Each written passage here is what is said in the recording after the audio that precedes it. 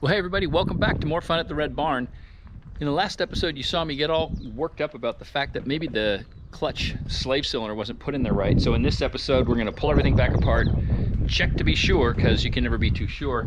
Oh, but before we do, it seemed like seemed like most of you guys enjoyed the kitty stuff, so maybe we'll just do a quick check-in on them.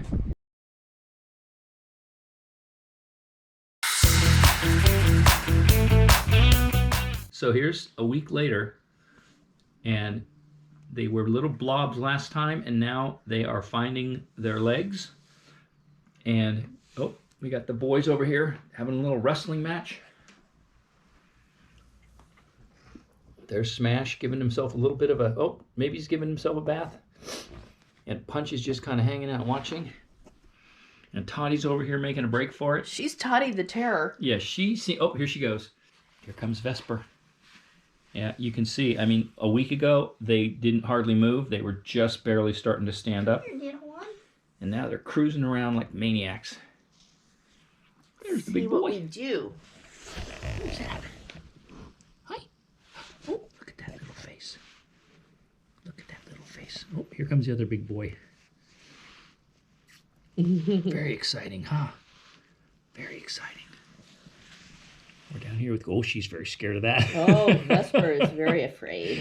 Vesper seems to be a little bit timid, as opposed to Toddy, who is very interested in everything. So what I wanted to show you was one of the things that happens when you're fostering, at least with this foster, Morty's Used Book Nook and Cat Adoption Lounge. They were born on 4/22, and here's their birth weight for each of them. So, 4.49 ounces. And today, we're on to the second page, over a pound. In fact, everybody made it over a pound today, which is big news. And they're here till they're 2 pounds at least. And there's a monthly spay and neuter clinic that they go to. And once they recover from their spay and neuter, they're off to Morty's and they're up for adoption. So I think I'll add a little kitty action to each of the videos. Until they're back down at the rescue, up for adoption. Hope you enjoy that. Let me know.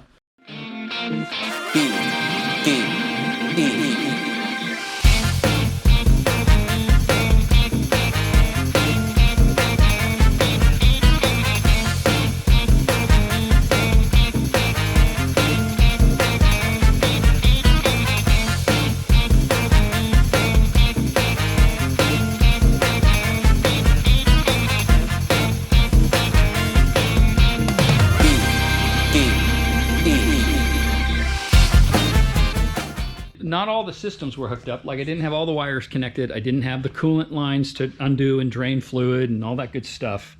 Shifter cables weren't fully connected, but that gives you an idea. I guess you couldn't see some of the stuff I was doing. I had to get, these coolant lines undone. There's front mounts that sit right there. That's where the front crossbar mounts. I had to disconnect the water, that little water collector to get it past the wiring harness more easily.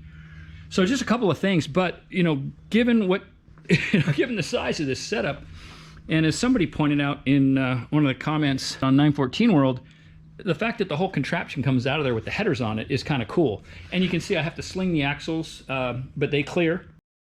There it is, motor's out, drivetrain's out, and now I can pop the trans off and figure out what with that interference for the slave cylinder. And it's a pretty quick matter once it's put back together and debugged. Boop, jack it up, bolt in. You can see it's those those two big fasteners on that crossbar, and then these 4 attached to this crossbar that we added in place of the factory 914 mount. It's very tidy, and it goes in and out pretty quick, relatively speaking. So, hopefully soon. Please believe me this time. Please believe me. I mean it. I'll get it running. I'll get it on the road. And then we'll do a driving video, which I haven't done yet. So that'll be kind of fun. Get it out on what I call my little test track. A little hill loop I do. And you'll get to see it in action. And that'll be pretty cool. So I'll be back when I get that thing knocked off.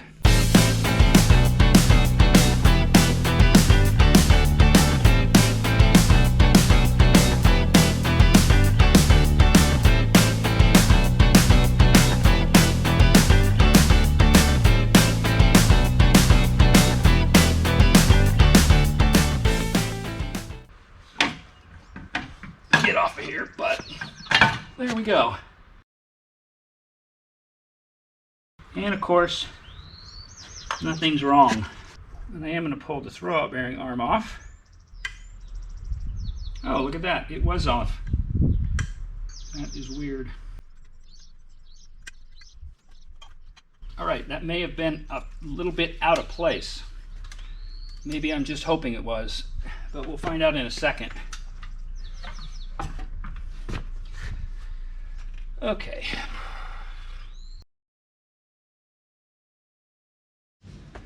Well, it's all back together.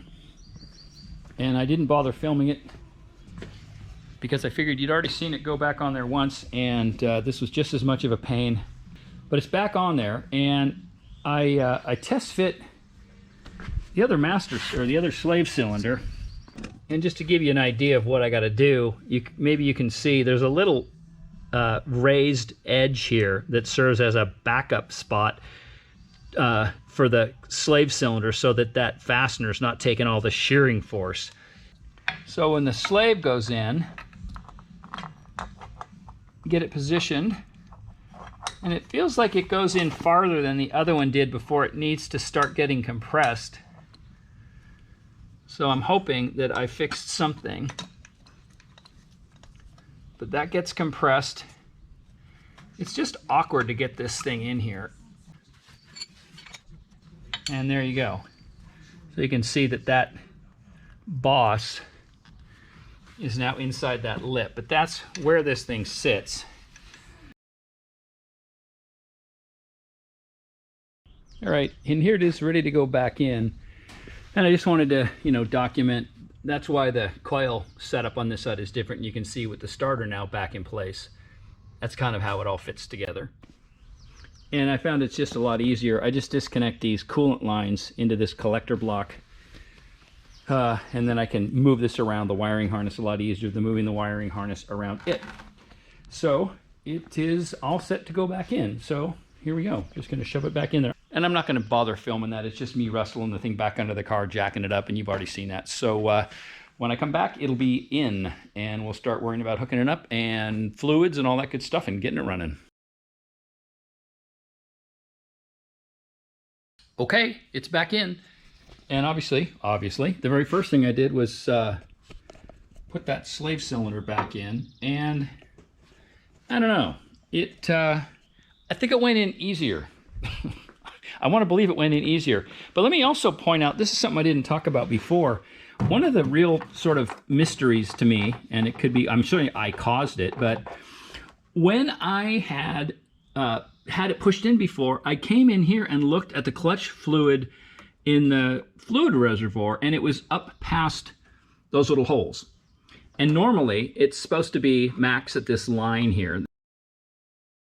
I figured, oh, well, that's an indicator that the piston's pushed in too far to that cylinder, and it's causing more fluid to push up into the reservoir.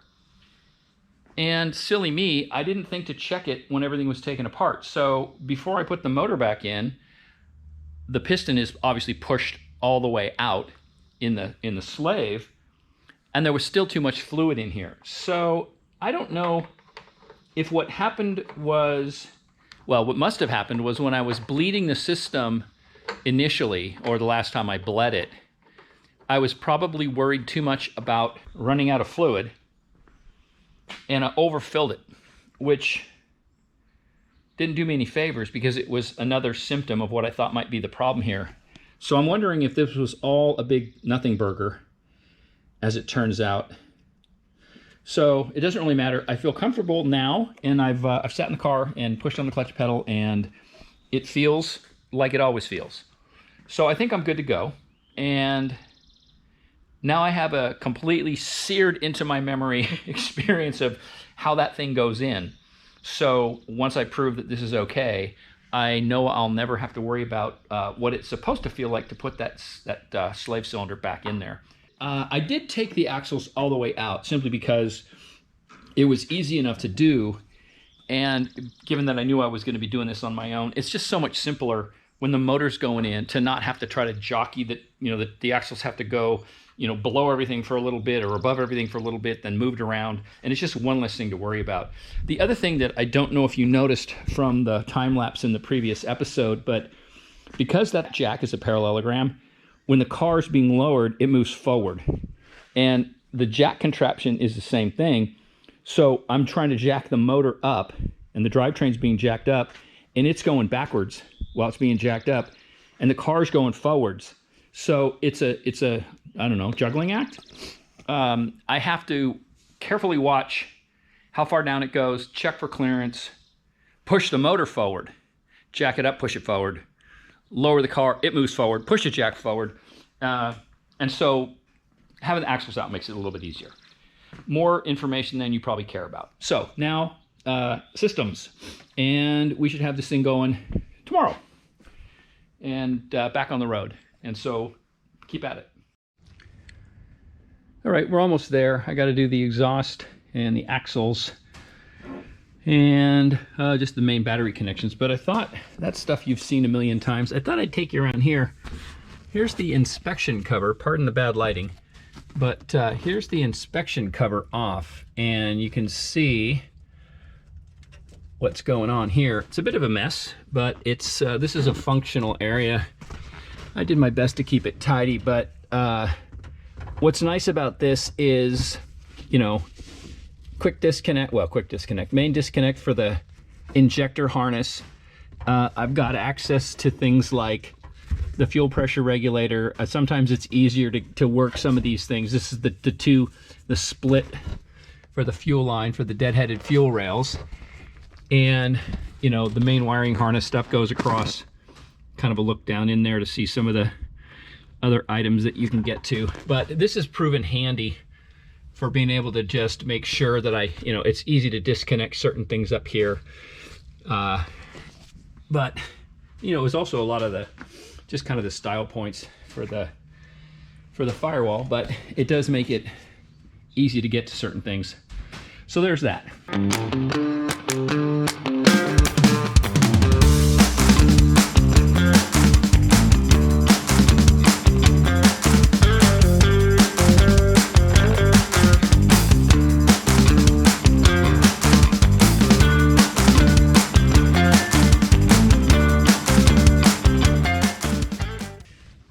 And just to keep the ridiculousness going, yes, I actually do play with leveling my exhaust tips.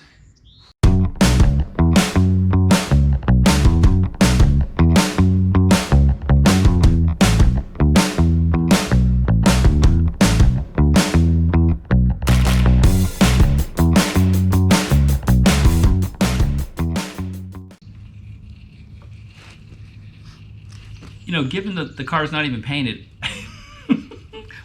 why does this stuff become important? I don't know. Well, okay. Let us see. It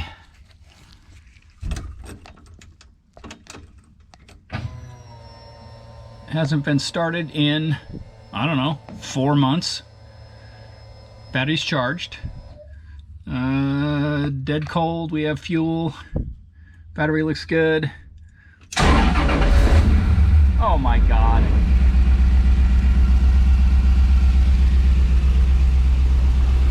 All right, so there's no coolant in it, so I'm just gonna let it run for 2 seconds and just kind of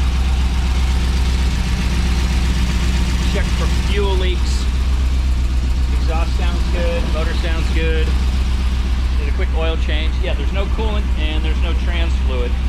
So, but I just want to fire it, make sure everything was still good. And, you know, we got oil pressure. I'm not going to worry about temp. So, just a little bit of a proof of life. And what didn't I scream when I should have? It's alive. But I think everybody gets tired of that. Yes, it's going to be great to have this back on the road. We're almost there. Like I said, coolant, trans fluid, quick check, make sure there's no tools lying around where they shouldn't be. Oh, I got to hook up my little oil breather system. Got to run down and grab some hose for that. I don't have any. And we will have this thing on the road in no time. And no, the motor was spinning and no crazy noises coming out of the transaxle. So fingers crossed that that was a non-issue with that throwout bearing thing. Well, all right, we're getting down to it. Just the last couple things to do before we get this bad boy back on the road. And just a little best practice, at least from my perspective. I had the car apart, and when I know I'm not gonna be working on it for a while, I always do important things like that. Remind yourself about things that are important that you might forget about because the car's been rolling around, but the wheels aren't torqued. So I'm gonna go ahead and torque the wheels.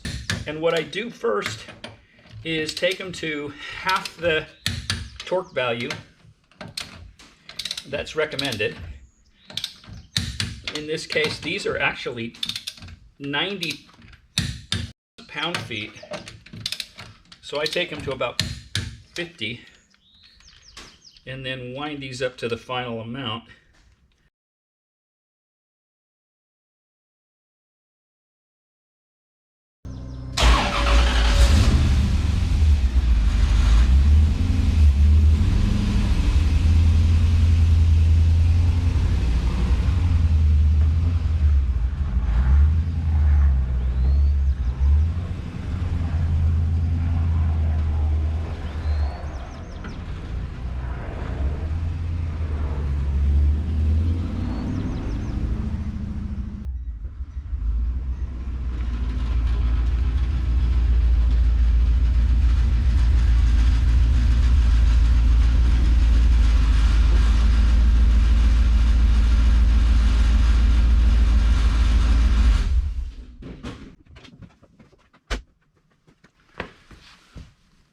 Works.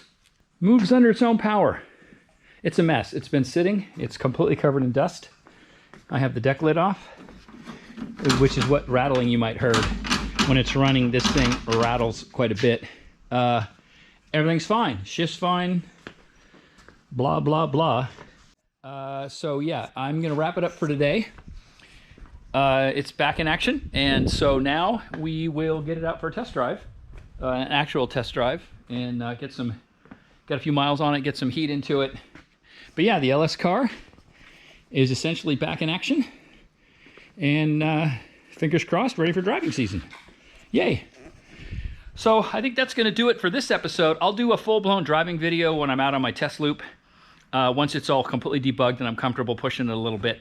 So as always, thanks for your comments and questions, and keep the cards and letters coming. Subscribe if you haven't, and we'll catch up with you again real soon. Oh, and next time, we'll be back on the Ferrari car. Everybody take care. Bye-bye.